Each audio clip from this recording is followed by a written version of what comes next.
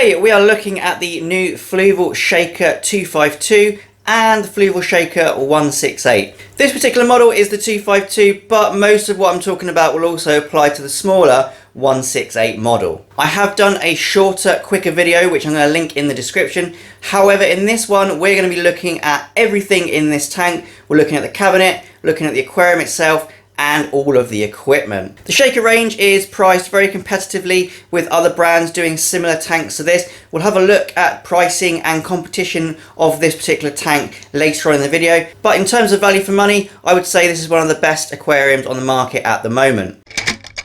In terms of equipment, this is an all-in-one aquarium, and by that I mean you get everything you need in the box. So obviously you can see you get the Fluval 307. This is a special variant. This isn't the one you could buy in the shops, and I'll show you why that is in a second. We also get our heater. This is a Fluval slimline heater made in Italy by Ascol for Hagen, I suppose.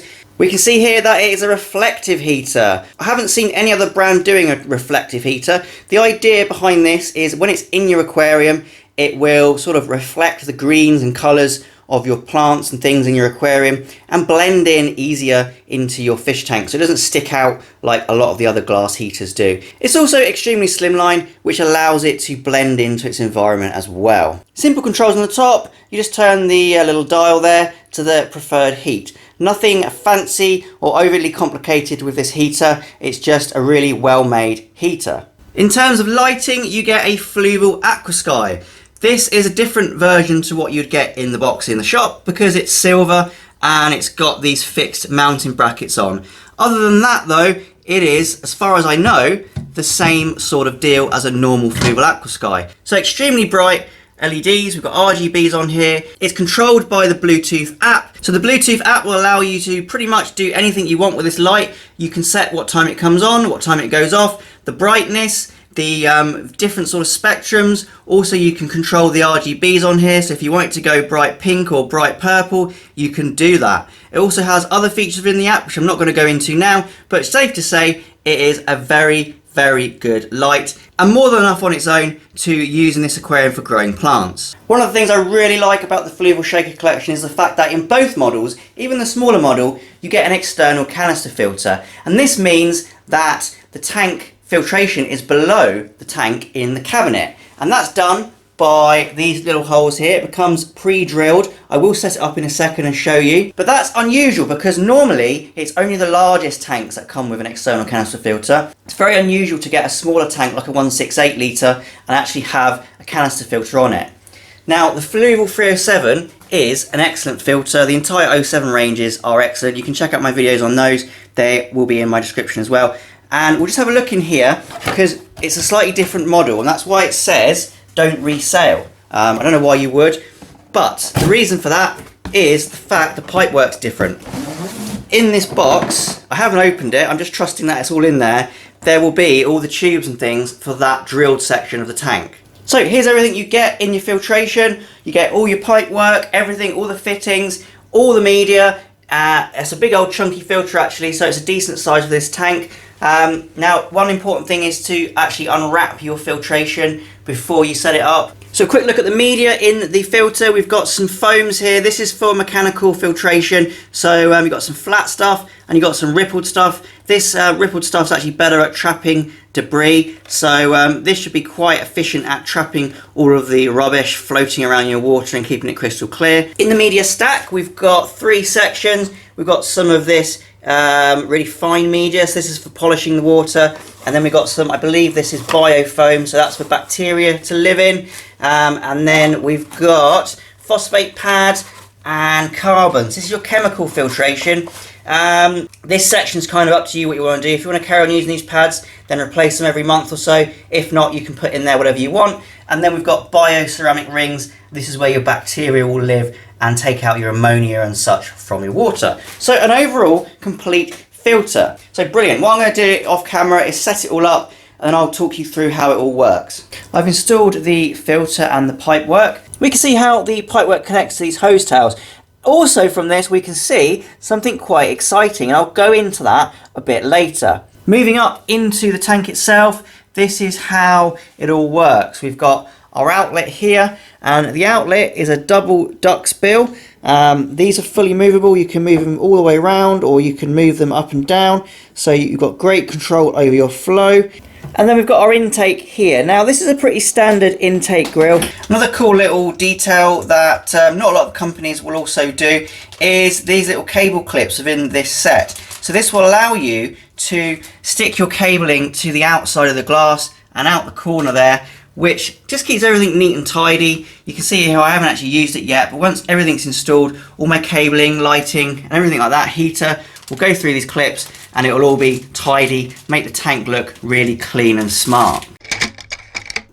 I've removed the top bit of wood so we can have a look at the glass itself. Firstly, in terms of size, this is a really nice profile aquarium. It's only 105 centimeters in length, which is a lot shorter than other tanks in this sort of volume. Normally they're about 120 centimeters in length.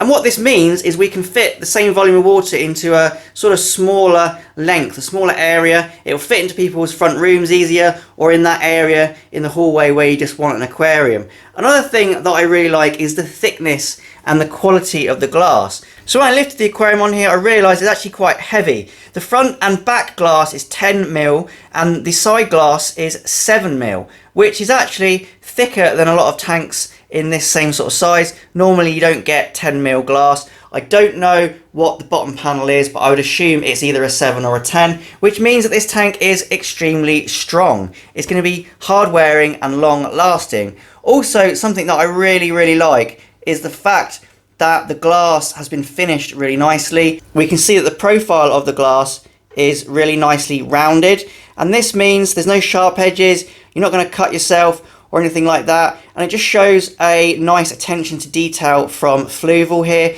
I've seen some tanks that just have, you know, sharp edges or they're just slightly beveled. Nothing to this quality where it's completely rounded off and completely smooth. The silicone work is done in black. Some people like black, some people don't. I personally like black silicone. One thing that's good about it is it's always going to stay the same colour. A lot of the white silicone will go sort of off-white, cloudy, or if you use some chemicals like this particular tank here, we can see it's got algae in it. It's gone a bit blue where I've used some treatments, and over time it can look a little bit poor, a little bit rubbish, whereas black silicone is always going to look smart and crisp. So that's a nice feature as well. In terms of the top cover, we've got two sliding trays. One is slightly larger than the other. It has two different sides. We've got a shiny side, which is the upside, just looks smart and polished. And then we've got a matte side at the bottom. This is made from acrylic as far as I can tell. And also you can see, as I've mentioned, it is coloured, so it's black. And what this stops is light coming out the top of the aquarium. A lot of other tanks have a clear sliding tray, or they just have glass. Glass being fragile, breakable. I don't like glass trays.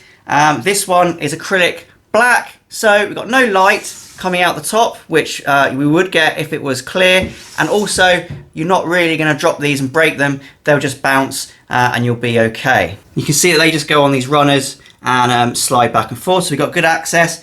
Also here we have got a lip, and that will allow us to mount our lighting onto it, so we don't need to attach this lighting to the trays or glue anything or use any clips. It just simply sits in here, and this also allows us to do something else, which we'll get onto later on in the video. As I mentioned earlier, as I was looking at the equipment, the tank is pre-drilled, so the filtration holes are already there. You don't need to do anything. The tank has got two holes if you want them. You don't have to use them. There are actually these caps already on them, and I imagine from the fact that there's a double seal here, if you didn't want to use the external filter, you wouldn't have to. I would have thought that this will hold water and you can just use it without that external canister filter.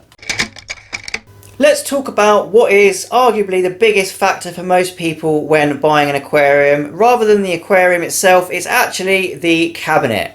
The cabinet, in my experience of working in aquarium retail for almost a decade, is where most people make their decision before they even look at the equipment or the aquarium itself. Funnily enough, I didn't know this beforehand, but in furniture making there is a style of furniture called Shaker, and that is the style where this aquarium gets its name. So the cabinet is made up of two cupboards, one of which we know has got the filtration in. The other one is open to your imagination. You can obviously do with this as you wish. In the middle, we've got some shelving for storage, very handy for putting your fish food and other aquarium goods onto. On the top row, we have what looks like 3 drawers, but in fact, we don't have 3 drawers, we have 1 drawer in the center. On the face of it, this might seem a bit deceptive, but actually there's a good reason for the fact that these other 2 drawers aren't real drawers, and it's a stylistic one more than anything.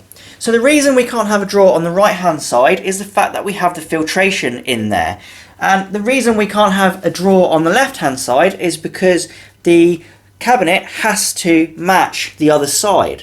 So instead of just having 2 blank pieces of wood here, Fluval have decided to put some fake drawers on here, and the reason for that is to make it look nice. It's an aesthetic design. Obviously there are other ways that they could have done this. They could have made the cupboard doors a bit taller, in which you'd have 2 big cupboards in a drawer, or you could have just left it blank and just had some bits of wood there with no handles.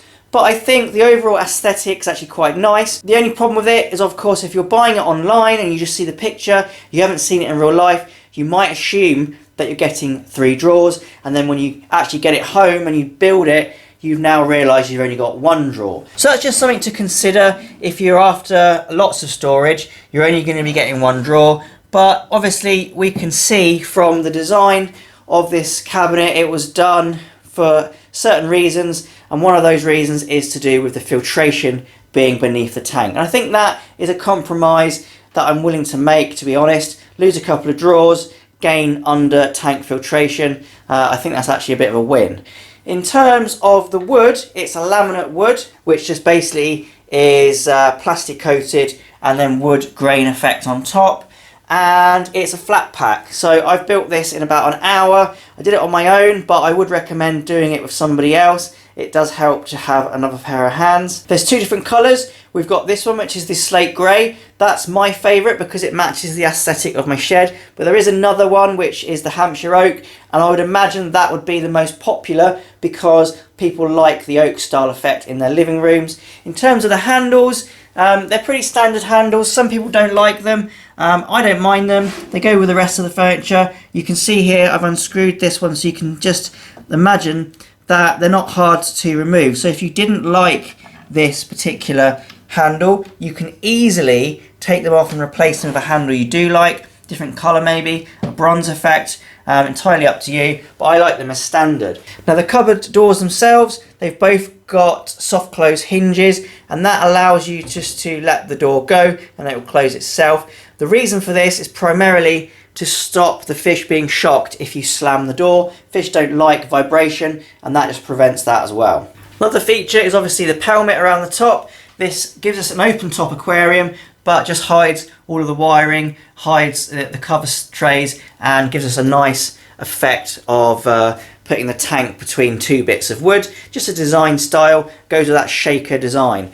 And underneath we've got some feet. Now these are quite good for a couple of reasons. The main reason though in my eyes is it stops the aquarium from rotting. If you spill water, if you're doing a water change or anything like that, it's quite usual to lose a bit of water on the floor, and in other styles of tanks that would sit under the wood and eventually it would absorb into the cabinet, split the wood, make it swell up, and you just get degradation of the cabinet base. With these feet you don't get that so much because you get air underneath the tank, it'll dry quicker and your cabinet will last longer. So overall I really like the design of this aquarium cabinet, but of course this is the biggest factor in buying tanks, is the style. If you don't like this cabinet, you're not going to be buying this tank at all, because you'll go for a different style.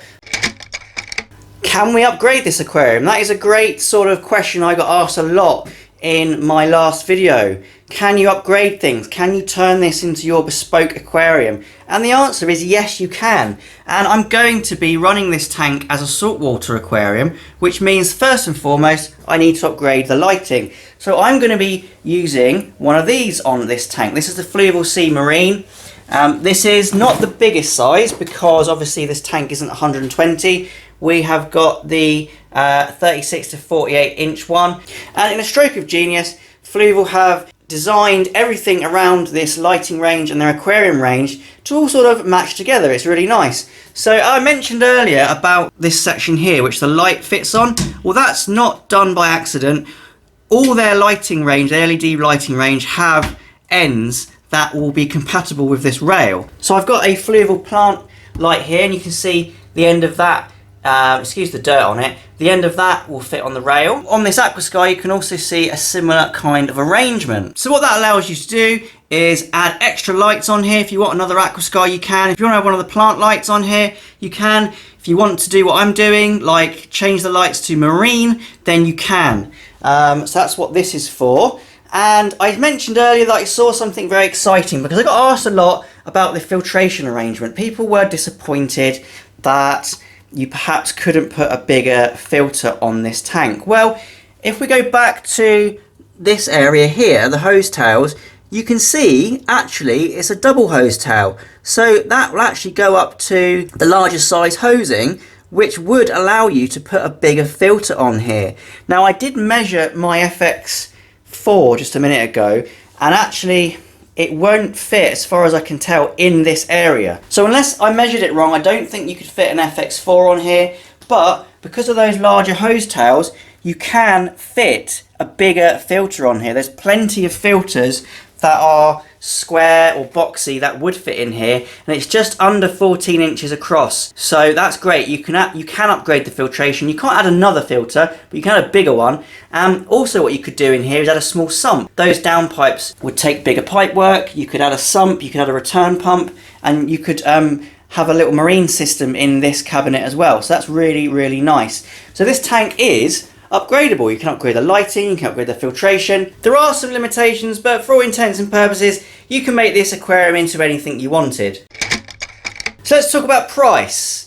In terms of price and where this particular aquarium sits in the market, in my opinion, it sits at the mid to high end consumerist kind of range. It's $679.99 for this size tank, and it's $509.99 for the smaller one, which is about bang average for what you get and in terms of competitors. This particular tank has been designed, I believe, to compete with the Aqua One Oak style and home style aquariums, and both of those styles have been designed to give someone who perhaps can't afford a solid oak aquarium, or perhaps doesn't want to pay over $1,000 or $2,000 in some cases for a solid oak aquarium, the same sort of design, same sort of look, same sort of furniture at a lower price. And also you have to bear in mind that the solid oak aquariums don't come generally with equipment. So okay, you've bought your lovely solid oak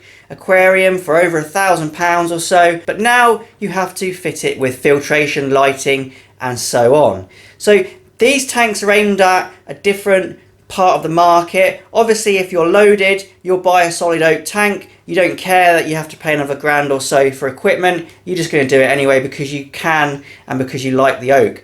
But that's not where this tank, as far as I'm concerned, is targeted. It's targeted to people who want a really nice bit of furniture, a really nice aquarium in their front room for a reasonable price, and that's where this tank falls. Yes, people can argue that you can get the same sort of aquarium, different cabinet mind, different filtration in other brands. So Jewel do a Rio 240 and that is a lot cheaper. It's 510 I think it is, something like that, and you get equipment, you get lighting, you get filtration, and you get a cabinet, you get a tank, but the quality is not as good. I don't think the Jewel cabinet looks as nice. The filtration isn't as good. It's not an under cabinet filter, it's an internal big box that's unremovable from the tank.